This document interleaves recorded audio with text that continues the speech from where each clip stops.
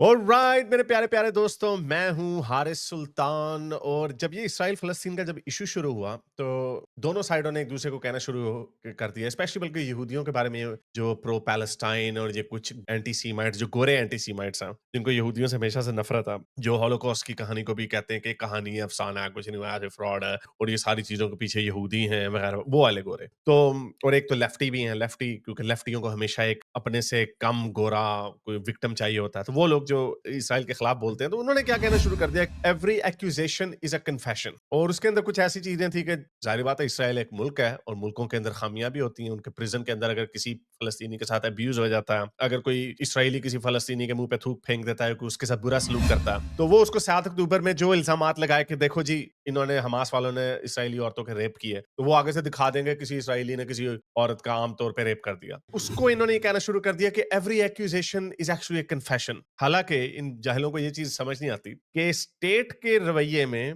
और आम लोगों के रवैये में बड़ा फर्क है। जब पाकिस्तान की स्टेट अहमदियों को परसिक्यूट करती है, तो वो पाकिस्तान की स्टेट है, इसलिए उस वक्त कहना पड़ेगा कि पाकिस्तान ये कर रहा। अगर कोई गौ रक्षक या अगर कोई रेडिकल हिंदू किसी मुसलमान का गाय का गोश्त खाने पे मार देता, तो आप उसमें इंडिया की स्टेट को ब्लेम नहीं कर सकते। आप इंडियन सोसाइटी के अंदर कुछ हार्डकोर एलिमेंट्स हैं, उनको ब्लेम कर सकते। कन्वर्सली पाकिस्तान में जो ब्लास्फेमी के नाम पे कत्लो गारत होती है, हम ये नहीं कहते कि पाकिस्तान की स्टेट ये कर रही है। हम ये कहते हैं कि ये पाकिस्तान की सोसाइटी ये कर रही है, जो कि रेडिकलाइज हुई है because of the state. State ने उसको रेडिकलाइज किया। तो हमारे ये जो कुछ गुपलू पुपलू से जो हैं, जो आजकल हर चीज पे मंकी बैलेंसिंग करते हैं, इक्वेट करते हैं, ओ जी मोदी जी जो हैं वो इंडिया के ज़ियाउल हक बन गए हैं, तो फॉल्स इक्विवेलेंस करने का लोगों को शौक होता है, क्योंकि इससे आई थिंक उन्हें मजा आता है या उनको दिल का सुकून मिलता है कि अगर हम बुरे हैं तो तुम भी बुरे ही हो। तो that remains to be seen. जिस दिन इंडिया के कॉन्स्टिट्यूशन में डिस्क्रिमिनेशन हो जाएगी, उस दिन से मैं, मोदी जी या जो भी वो डिस्क्रिमिनेशन वाला लॉ लाएगा, हम उसको पेलना शुरू कर देंगे। लेकिन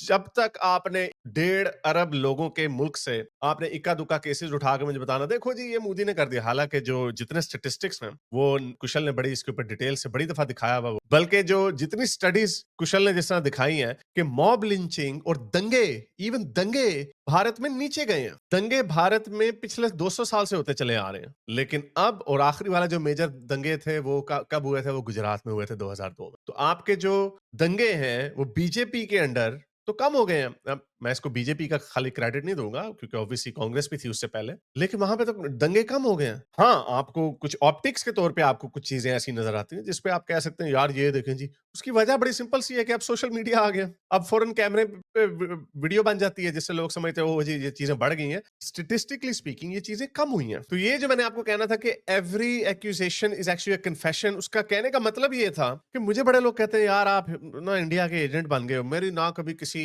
यूट्यूबर्स से मेरी बातें होती हैं, दोनों पाकिस्तान के इंडिया के यूट्यूबर से, और पाकिस्तान के तो कुछ, क्योंकि मैं पाकिस्तानी हूं तो कुछ जर्नलिस्ट और पॉलिटिशियंस वगैरह से भी हो जाती है बल्कि कोई रेगुलरली बात नहीं होती, हुई नहीं है बातें मेरी उनसे, लेकिन वो इंटेलेक्चुअल लेवल पे हुई है, कोई उसके अंदर कोई क्रिटिकल इन्फॉर्मेशन नहीं होती। लेकिन ये बड़े मजे से कह देते हैं कि ओ जी, वैसे मुझे पाकिस्तान की स्टेट ने नहीं इल्जाम लगाया मेरे पे, सो कि मैं इंडियन एसेट हूँ, और मेरा एसेट होने से फर्क भी क्या पड़ेगा, मैं कौन सा पाकिस्तान में रहता हूँ जहाँ पे मेरे पास एक्सेस टू इन्फॉर्मेशन होगी। लेकिन ऑन दी अदर हैंड आप देखें कि इंडिया में अब कुछ एसेट्स पकड़े जा रहे हैं जो पाकिस्तानी आईएसआई के लिए काम कर रहे थे, या एलिजिडली, चलो मैं जरा और फेयर हो जाता हूँ, एलिजिडली। अब ये मुझे समझ नहीं आ रही, कुछ लोग ऐसे डिफेंस में आ रहे हैं, चलो मैं आपको एक ट्वीट पढ़ा दिखाता हूँ। ये ऐसे कह रहे हैं जैसे ऐसा होता ही नहीं है। ये गुपलू मुपलू क्या कह रहे हैं, India is arresting vloggers and YouTubers who commented positively while visiting Pakistan, labeling them as spies, actually assets. The message is quite clear. No Indian content creator is to have any interaction with Pakistan or they will be penalized. Welcome to fascism. कितने confidence से उसने कह दिया कि अच्छा ऐसा हो ही नहीं सकता। ओ भाई थोड़ा सब्र कर लो, क्या ऐसा हो ही नहीं सकता कि पाकिस्तान की आईएसआई रिक्रूट करती हो और इंडियन आपके लोगों को रिक्रूट करते हो, ऐसा क्या हो ही नहीं सकता। हाँ, मानना वो पड़ेगा जिसके सामने हमारे पास एविडेंस आ जाए। मैं भी इसी की रिसर्च कर रहा था। ये जो यूट्यूबर जिसको उठाया, ज्योति मल्होत्रा, जो कि कांटेक्ट में थी एक पाकिस्तानी एम्बेसी के बंदे से जिसका नाम दानिश था, जिसको पर्सोना नॉन ग्राटा कह के इंडिया ने निकाल दिया 24 घंटे के अंदर उसको नोटिस दे दिया कि आप छोड़ के चले जाएँ, तो ऑब्वियसली ये एक रेड फ्लैग है। आपका डिप्लोमैट्स के साथ क्या काम है? क्या what do you have to do? मैं यूट्यूबर हूँ, तो चलो इंडियन यूट्यूबरों से मेरी बातचीत हो जाती है, पाकिस्तानी यूट्यूबर से मेरी बातचीत हो जाती है, तो वो तो ठीक है। लेकिन आपका डिप्लोमैट्स के साथ क्या ताल्लुक है? और ये कोई पहली दफा नहीं हुआ। एक तो ये पकड़ा, अब पता चल रहा है कि ये एक और लड़का है जिसको उठा लिया। इसका नाम है शहजाद फ्रॉम मुरादाबाद। शहजाद जो उत्तर प्रदेश के रहने वाले हैं, ये पाकिस्तान में जाते थे, स्मगलिंग स्मगलिंग करते थे, कॉस्मेटिक स्पाइसेस वगैरह लाते थे। तो अब इनको भी उठा लिया गया क्योंकि इन्होंने भी कोई इन्फॉर्मेशन शेयर किया, या उससे किस्सा पता चलता है कि इनका डिप्लोमेट्स के साथ किसी के साथ लेना देना चल रहा था। और एक मैं देख रहा था भाई, एक और व्लॉगर है, उनका नाम है यात्री डॉक्टर। इनके ऊपर भी इल्जाम लगा हुआ है कि ये भी पाकिस्तान के लिए स्पाइंग या उनके एसेट बन रहे थे। ज्योति मल्होत्रा के ऊपर इल्जाम ये नहीं कि वो स्पाई हैं, उनके ऊपर इल्जाम ये है कि उनको एसेट बनाने की कोशिश की जा रही थी। अब ये नहीं पता कि वो हनी ट्रैप थी इस दानिश के साथ या नहीं, लेकिन इस तरह एक बड़ा इलेबोरेट किस्म का केस पहले हो चुका हुआ है। एक खातून थी, मैं भी उनका डिटेल से पढ़ रहा था, उनका नाम था माधुरी गुप्ता। तो ये इनका वैसे तो इनकी उर्दू अच्छी थी, इसलिए ये इंडियन हाई कमीशन पाकिस्तान में इस्लामाबाद में काम करती थी, तो वहाँ पे इनका काम था कि उर्दू मीडिया के ऊपर नज़र रखें। तो वहाँ पे इनका एक चक्कर चल गया। एक लड़का जिसका नाम जमशेद था, लेकिन वो उसका नाम वो अपने आप को जिम कहता था, जिम, जिम बाबा। तो उसने कोई कांटा-पांटा फँसा लिया, और he was 20 years younger than her. तो फिर इंडियन जो काउंटर इंटेलिजेंस है, उनको शक पड़ा, तो उन्होंने फॉल्सिफाइड इन्फॉर्मेशन माधुरी को देने लग गए। तो फिर पता चला कि हाँ, ये बात उधर पाकिस्तान तक चली गई है, तो इस तरह उनको केस हुआ, पकड़ी गई 2010 में। फिर I think she died recently in 2021 alone. उनका दिल टूट गया, जिम ने प्यार के वादे करके 2 नंबरियां कर रहा था उनके साथ। तो एनीवे, तो ये ऐसा हो जाता है। अब मजे की बात ये मैं देख रहा था कि अदनान समी खान को पूरे पाकिस्तानी ट्रोल कर रहे होते हैं कि ये हमारा एसेट है, हमारा एसेट है। उसको बेचारे को जान के ट्रोल कर रहे होते हैं, उसको छेड़ रहे होते हैं। लेकिन अब सारे पाकिस्तानी इस लड़की ज्योति मल्होत्रा के डिफेंस में आ गए हैं। यानी ये क्या लोग हैं?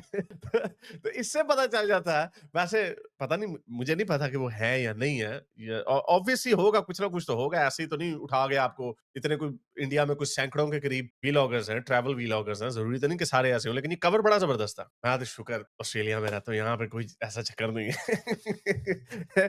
पता चले यार, ये इतना कोई एक्साइटिंग काम नहीं है। मुझे याद है सैम हैरिस की जो बुक थी लाइंग, उसमें उसने बताया था कि दुनिया की जो सबसे मुश्किल जॉब होगी ना, वैसे सेक्सी तो है, लेकिन मुश्किल जॉब होगी वो स्पाइंग होगी। क्योंकि स्पाइंग में आपको ऑब्वियसली एक झूठ, कॉन्स्टेंटली झूठ बोलते रहना होता, और आपको एक इमेज झूठ का रखना होता। तो मुझे तो बड़ी जल्दी पता चल गया था कि मेरे से झूठ नहीं बोला जाता। मेरा वैसे ही हासा निकल जाता।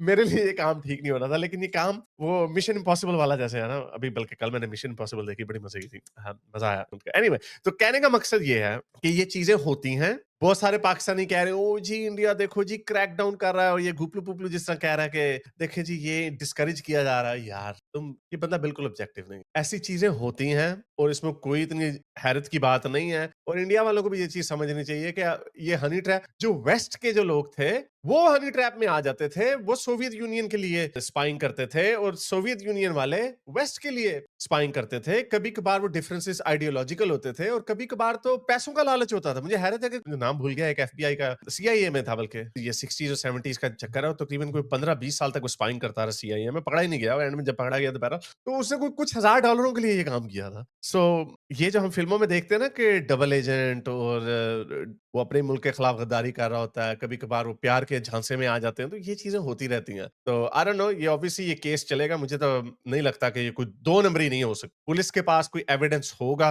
जिसकी वजह से उन्होंने उनको उठाया, लेकिन हमारे जो पाकिस्तानी है वो यहाँ बस प्रोपेगेंडे में। आजकल तो खैर वो पागल हुए हैं। बल्कि ठहरे जरा, ये देखें अभी ये मैंने देखी, ये वो खातून है माधुरी गुप्ता। ये देखो जी।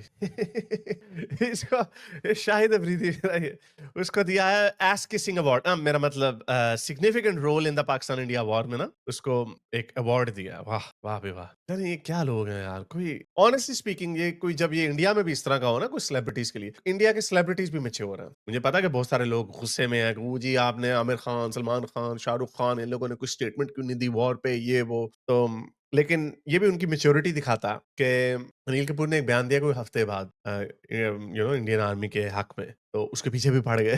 तो अब वसीम अकरम ने कोई बयान नहीं दिया। वक़ार यूनुस ने कोई बहुत सारे पाकिस्तान के लोग वक़ार यूनुस ऐसे चवल आदमी हैं, लेकिन वसीम अकरम ने कोई बयान नहीं दिया। तो ये चीज़ें जो है ना थोड़ा केयरफुल होके लोग नेविगेट करते हैं क्योंकि क्योंकि अंधभक्त हो जाना भी ओवर समथिंग जो लगता तो है कि बड़ा सीरियस है, लेकिन वो होता नहीं है। यही देखना मेरे से लिख लें, अब ये जो झड़पें-झुड़पें हुई हैं ना, ये मुझे मेरे से लिख लें। अगर पाकिस्तान अपना रवैया चेंज करता है, जो कि मेरी होप है, उम्मीद है। कारगिल के बाद भी आगरा का समिट हुआ था। तो मेरी उम्मीद यही है कि शायद पाकिस्तान कोई होश के नाखून ले और ये जो अभी ड्रामेबाज़ी इन्होंने की हुई है, इसके चक्कर में मज़ीद ना पड़े कि हमने J-35 ले लेने अब चाइना से और खूब उधर से इंडिया F-35 लेगा, तो पता नहीं लेता है या नहीं लेता। वो S-400 का इश्यू है। ये जो हॉस्टिलिटी है, ये चलती रहे। आई होप मेरी तो उम्मीद यही है कि पाकिस्तान ये दहशतगर्दी के पंगे बंद करे और कश्मीर को होल्ड पे डाले और बाकी चीज़ों को नॉर्मलाइज़ करे, लेकिन ऐसा होना नहीं है वैसे। होप है, लेकिन चलें उम्मीद करने में क्या। अगर आपको मेरी ये वीडियो अच्छी लगी तो मेरे चैनल के मेंबर बनिए, पैट्रन बनिए या फिर आप मुझे बाय मी या कॉफ़ी में भी सपोर्ट कर सकते हैं।